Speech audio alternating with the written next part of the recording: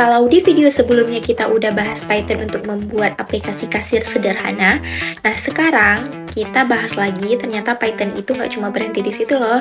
Hai, Assalamualaikum, salam kenal.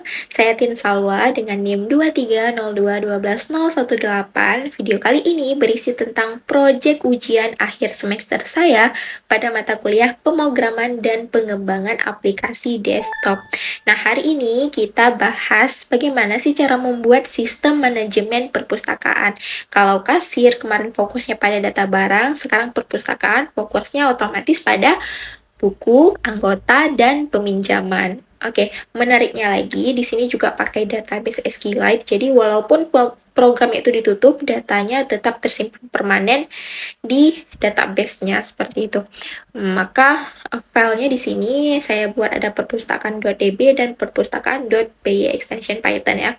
Oke, langsung aja kita runkan bagaimana sih tampilan yang udah saya buat. Nah, di sini ada tampilan login yang background-nya itu di belakangnya ada background perpustakaan. Kemudian disclaimer ini adalah login khusus administrator aja ya, teman-teman. Oke, kita masukkan dulu login, username-nya Salwa.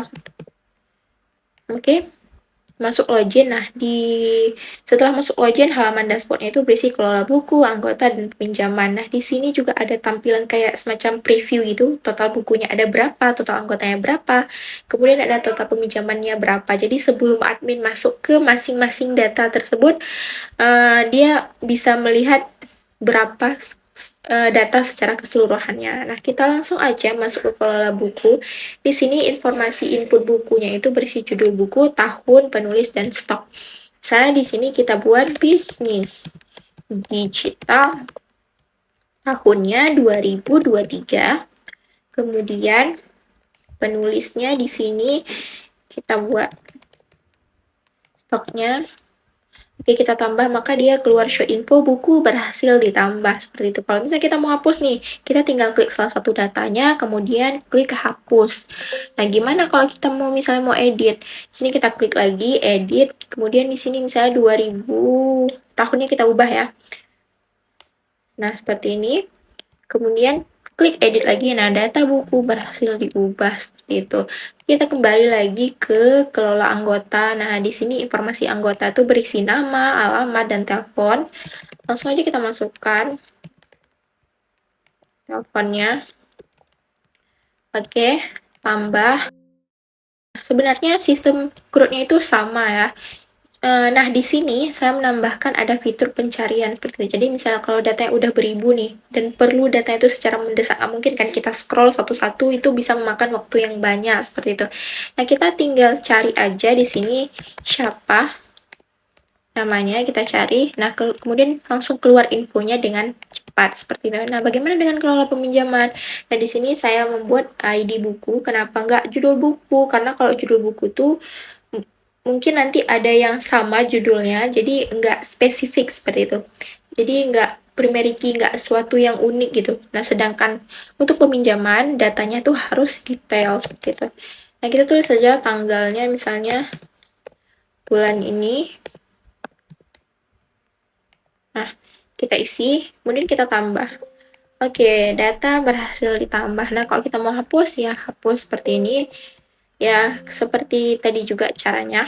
Oke, langsung aja kita lihat bagaimana kodenya. Nah, yang pastinya kita harus import dulu tkinter-nya untuk melihat tampilan aplikasi, untuk bisa melihat tampilan aplikasi. Kemudian yang pastinya kita import SQLite, kemudian TTK itu untuk ubah style gitu. Kemudian ada library OS untuk bantu programnya. Kemudian ada pillow di mana kita butuh gambar perpustakaan tadi kan di halaman login nih, lihat. Nah, di halaman login kita tambahin gambar perpustakaan. Nah, kita butuh import pillow image supaya dapat membaca data si JPEG gambar dari perpustakaannya seperti itu.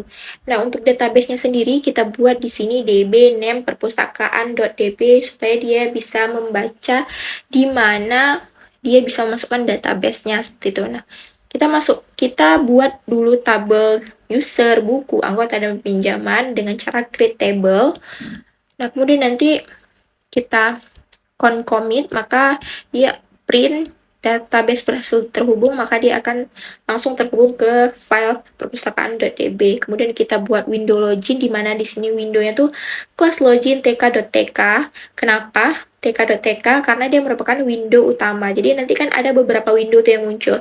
Nah, kita buat window login yang pertama kali dapat itu tk.tk. Nah, untuk beberapa window lainnya kita buat tk.top level. Kenapa? Karena dia merupakan window anak gitu. Jadi window login itu hanya boleh ada satu atau dua. Oke, untuk sidebar sendiri, jadi bagi yang belum tahu nih istilah sidebar itu apa, jadi sidebar itu seperti daftar menu yang ada di samping aplikasi, jadi fungsinya supaya pengguna bisa berpindah dari satu halaman ke halaman lain, seperti itu. Nah, di sidebarnya tadi ada tulisan dashboard, kan, kelola buku, semuanya, lain-lain. Nah, di kelas kita lihat di window data buku, di sini ada kelas kan TK top level. Nah, di sini juga ada kita buat warnanya, backgroundnya seperti ini. Nah, untuk kode-kodenya, kalau misalnya kalian ragu dengan kode-kodenya, kalian juga bisa search kodenya lewat Google. Kemudian kita tentuin fontnya berapa, kemudian lebarnya, panjangnya. Di sini juga gimana cara kita input si bukunya itu. Oke, tk.entry itu untuk membuat si kolom inputan datanya itu. Nah, tadi kan ada tuh di user ada kolom putih yang untuk kita input username. Nah, itu merupakan entry. Nah, self tampil data. Jadi kita menggunakan kode itu supaya datanya bisa berdiri sendiri di kelas mereka sendiri gitu. Jadi nggak tampil di window lain gitu. Oke, di akhir kita menjalankan fungsinya dengan cara if name, kemudian main, import OS, kemudian app main loop untuk menjalankan fungsi. Kita hari ini udah tahu setiap baris kode yang kita pelajari. Saya Salwa, pamit undur diri. See you di project berikutnya. Bye-bye.